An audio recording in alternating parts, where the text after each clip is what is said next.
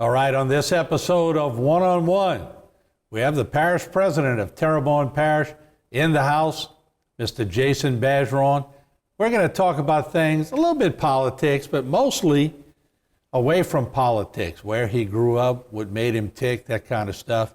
It's all coming up next. Don't go away.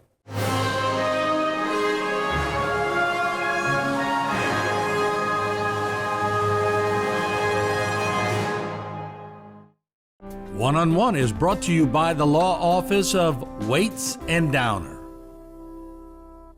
Today's social media segment is brought to you by Terrebonne General Health System. Your health is our legacy. Rouse's, you're either local or you're not. Buick, the craft of modern luxury. St. Martin and Bork, know your rights.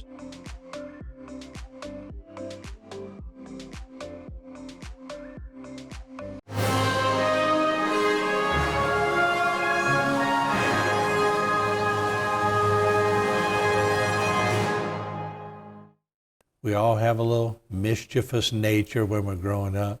And I saw that smile, so you must mean I'm correct. But who sort of latched on to you? Who was the disciplinarian? Was it one of your parents, or was it a coach? Was it a teacher? Who was it? So I got to give it to my dad. He was an amazing disciplinarian. But he had a no-nonsense approach to stuff. He would tell me, yeah, I've done that, and I've done that, and it really didn't pay for you to do that. And when my dad would tell me that, I'd be like, yeah, you're probably right. I was in honors classes and everything. Picked up like math, I could look at something, figure out, teach myself, and teach everybody around it. So I always had good grades, honor society, honors classes, that kind of stuff. And when my friends didn't, if they would do something, they'd probably get in a little more trouble than the kid that had good grades. And so I learned kind of early on is that if you take care of some things in life and do some things you're supposed to do, then maybe you can maybe act up a little bit more, but not too much, right? It was a balance of it all. But I wish I'd have taken studies more seriously, right? But my whole thing was I wanted to go to college, and I had to figure out it was either going to be, something like football or something like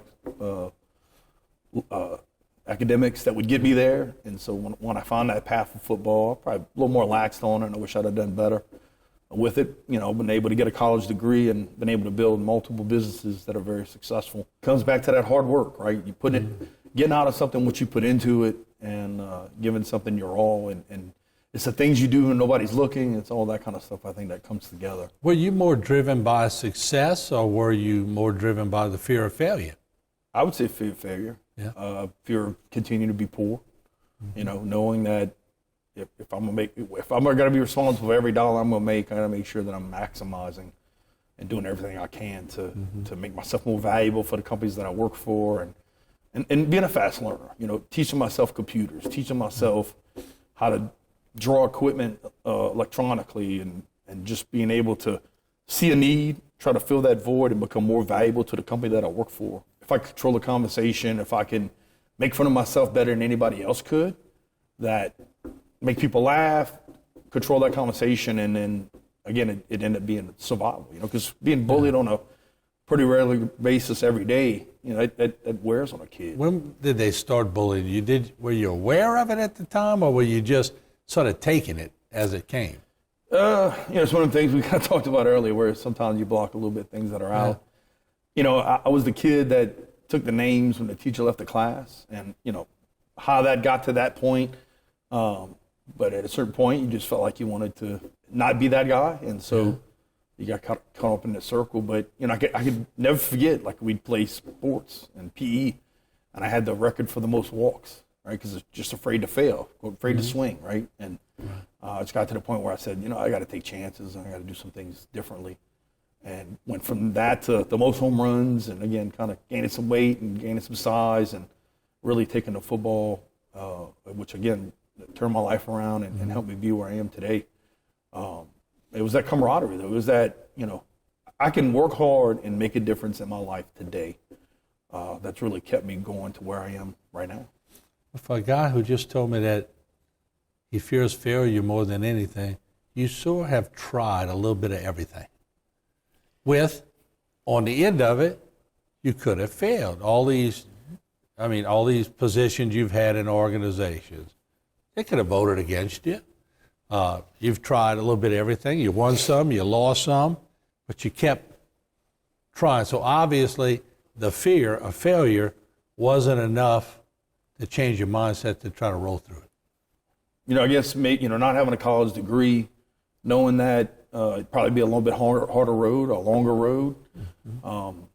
I had to learn that failure led to success. All the things that maybe people get taught, and maybe you learn from. And later on, I had some good mentors early on. A lot of trial and error, a lot of failure, a lot of opportunity too on the same side of it, because I was working for a guy who ended up having to close his company due to some reasons.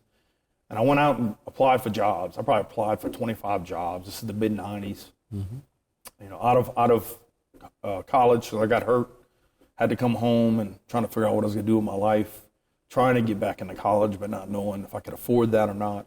And I ended up getting a temp job through Manpower, who actually ended up placing me at a place that I'd applied for and never heard back from.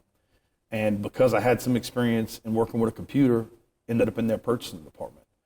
And from there, ended up setting up a quality department. I did dispatching. I set up a maintenance program and just did some things to help take them into the 21st century. And then through that same time, watching a guy come work on computers and going, that's trial and error. I could probably figure that out also. Next thing you know, I'm supporting their computers and then replacing him and just kind of moving on. And so having the ability to pick up on something and learn it and apply it. I mean, with math, I could sit in an advanced math class, kind of joke around what the teacher was teaching. Mm-hmm. I'd teach myself, I'd teach everybody around me, and then I'd be done and be fascinating people that had learned through the teacher. And so I was like, okay, there's something going on here that's, I thank my parents for giving me the mindset for being able to do all that. So you like math? I love math. And I say I like math. It's just stuff that does come easy. Comes natural to you? Comes natural, and math translates to analytics and computers and everything. But at the end of the day, I look at what I do is no really different than what my dad does. And he was an expert at his trade as a mechanic. And what kind of mechanic was he? Diesel mechanic. Diesel. So he worked at United Diesel for, I think, 25 years. You always say keep your doctor and your mechanic very close to you. Same mindset of a doctor, a mechanic, a computer tech type person. Mm-hmm. Process elimination, using your experience, and trying some things.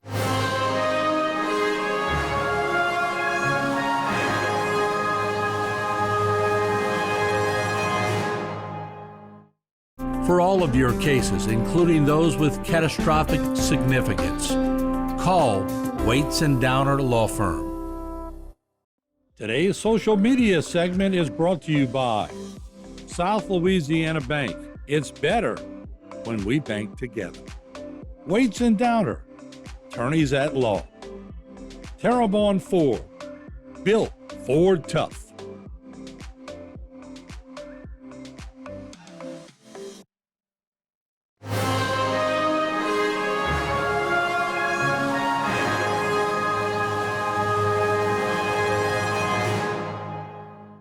What's the first computer you worked on? Was it IBM? I remember it being $2,000 in the 90s. I remember that. Yeah. I had a big 17-inch Been CRT Apple, screen. Man, that's a good question. Yeah. Had a floppy drive, the 4-inch floppy, and then we transitioned to the. And then the printer that made all the noise. Dot matrix printer. Yeah. Yeah. Wow. But that's a good question. But I know, I built my own computers early on. Yeah. And everything else. But what age did you figure out that? I mean, everybody I've talked to, everybody I've done a one-on-one with over the years, like, what age did you want to be a doctor? What age did you know you were a good athlete? What age did you know you wanted to be a lawyer? What age did you realize that you were pretty good at electronics, computers, and that stuff? So the guy that had to close his company, he was a friend of my dad's. My dad went to school with him. I went to school with his son. And in talking to him, I was actually debating going to work overseas. I was looking at going to Kuwait and working in the oil and gas fields out there, because I think at the time it was $140,000 a year, tax-free. I was working at United Diesel part-time, doing different kind of tasks at that shop. Mm-hmm. And I went to talk to him about, where do I go from here? I have to blow my knee out. Military wasn't an option anymore. And so he said, I tell you what, I got an office, I got a computer, why don't you go figure it out? And so every day I just sat in front of it, turned it on, got to playing with it. Some of that came from gaming. And that's why I've been so much more a proponent of esports. So we had in television, Atari, Nintendo 64, all those gaming systems coming up. Yeah. And I took an interest in simulation games, flying and driving. Yeah. And of course, when you start doing that, it was all computer-based. Something would go wrong. You need to figure out why it's going. And so I had that kind of experience with a computer. And then just learning to use stuff like WordPerfect and dialing out and downloading information or doing that kind of stuff. AOL had come out at the time. And so really I got working into using a computer, which became second nature. And at 26 is when I started Technology Professionals. And I say that, but probably a year or two before that, I had a company called Millennium Computer Services. And because we were coming upon our millennium, right? The whole 2000 time frame. And just, again, it's just something I had a knack for. It came naturally to me. And I said, well, let's run with this. I'll be a computer mechanic. All right, the most important question I'm going to ask you today is, when did you meet your wife? So we actually met in high school, Okay. but both ended up married and ended up getting divorces and ran into each other, got to talking, knowing her from high school, and then my dad went to school with her mom and dad and everything else, and so that would be in 2010. But before y'all got married on your first time, was there any spark that might have been in high school? Did you ever say, oh man, that Angel? I mean, the guys always like the girl, right? Well, I mean, y'all the same age? same age. All yeah, right. Graduated So you had to together. run into a class. Was it an interest in it, or was it just something that developed after the first relationship? You always notice the cute girls at school, right? I mean, she was one of those cute girls at school. Very true story. Actually, it was funny because I was homecoming king, she was prom queen, but we hung out with similar people, but we never really hung out a lot together. And so I ended up, like I said, I leave, I go to college, she leaves, she goes to college, get married, get a divorce, and just sort of run to on a regular basis. And I was like, oh, God's put her in my life. Now, be very careful how you answer this next question, but who fell in love first? I would say I fell in love with her first. Okay. I would.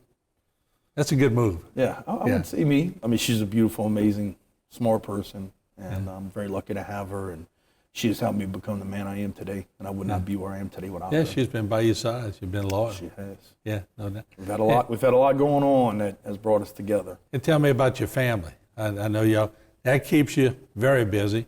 Yes, sir. And you got parish government that keeps you very busy. So how do you manage your time? That's just something I've really never had a problem with. A lot of people's like, man, you must be drinking from a fire hose, and I'm just able to take stuff and compartmentalize it. You know, it is a lot. You know, early days, late nights, but you know, family I believe is important. I have 2 stepchildren who have been in their lives for pretty much most of their life.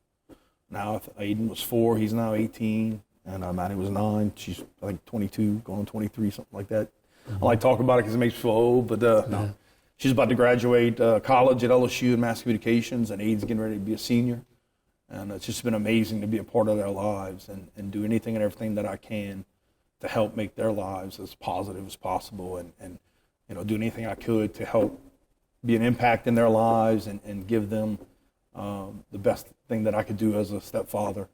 And you know, I wake up every day doing everything I can for both my wife and my kids, because that's, you know, after God, that's what's important.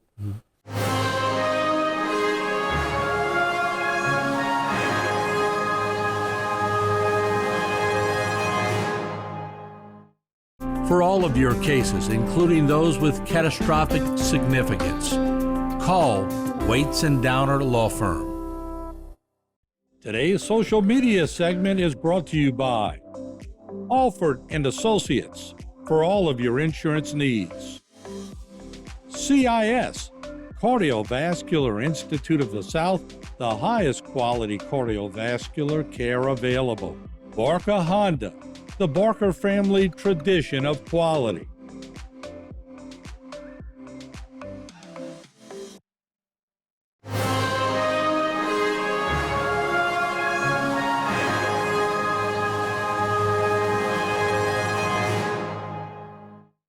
There's nothing wrong with MassCom, by the way.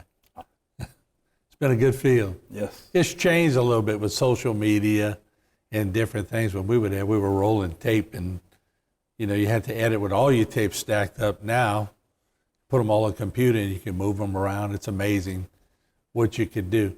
But you sort of grew up in that world. Or were you at the changeover when it started changing? Were you right in that, or did you sort of miss those old marks? I came in kind of after the punch cards, right? So it Well, was that's a good way to put it. the floppies and installing Windows with a stack of floppy disks this tall prior to the CD. It was interesting too, because when you look at the computer career and when I started, it was at a time when you would swap things like video cards and sound cards. Like something would go out, you take another card out and put another card in. And so that's transitioned to where everything's pretty much a throwaway now, right?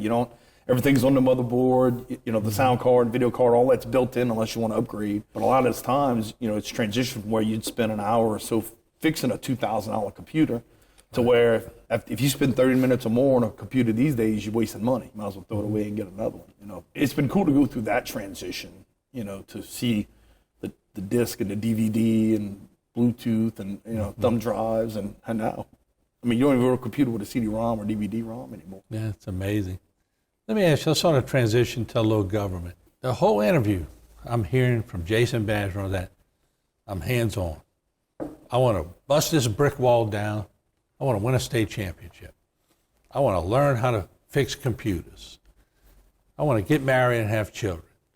I want to be the best person. I want to move up in the world. I want to be in charge of organizations, do different things. Now you get elected parish president. And that was a big dream of yours. There was no secret around town that you wanted to be parish president. Now you caught the tiger by the tail. What's it been like the first few? I know it's not all up to expectations, but what's it been like, and what have you learned the most? I feel like to answer that question, I got to tell a little bit of a story, right? And, it comes from when I look at one of the men that led me to be who I am in life. It's my grandpa. And I've told the story, but I'll tell it again. A man that was a World War II veteran that was a pastor for 70 years in Texas.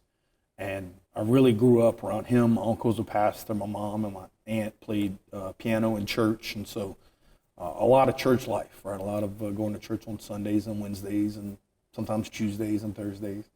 But really watching my grandpa serve really put, and not only from that, but also through my childhood and coming up and getting opportunities from mentors that I wouldn't have had without somebody stepping up and saying, I want to help this kid out. And so from allowing me to get where I was, from watching my grandpa be a servant leader, it was always important to me that anytime I could give back to the community, I did.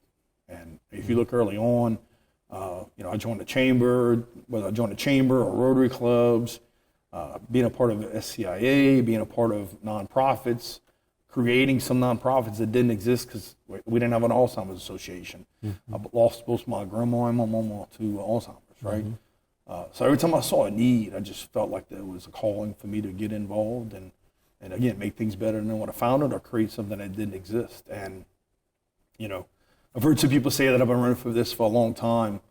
I had a calling to do this. I didn't know what I was going to do. I figured at some point I'd probably get involved. But when I look back to having passion and for what I do and what I love, it's always been the passion for the state of Louisiana. It's been the passion for Terrebonne Parish. Since 2014, we've lost 15,000 residents, right? And when you look at that and trying to understand why and looking at, how I struggled as a kid and what my family dealt with, I just felt that there were some opportunities to do some things to lead our parish into the future. If you want to do something, if you put your mind to it, you'll get it done. And I believe that anybody has the capability of doing that. And sometimes you do need a hand up or a mentor or somebody to help you kind of along the way or help you pick you up when you fall down. But I think no matter what, if people really want to achieve anything, they can.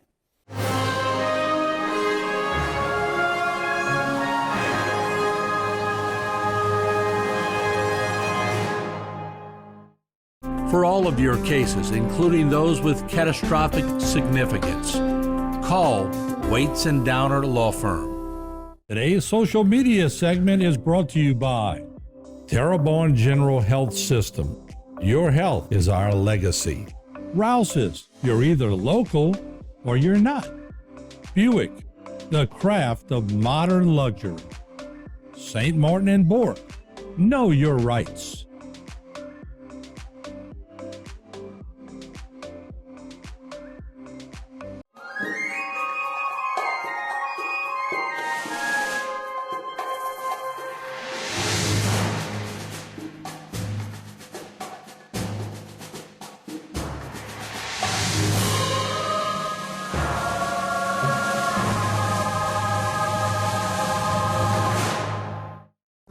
This one-on-one program has been brought to you by the law offices of Waits and Downer.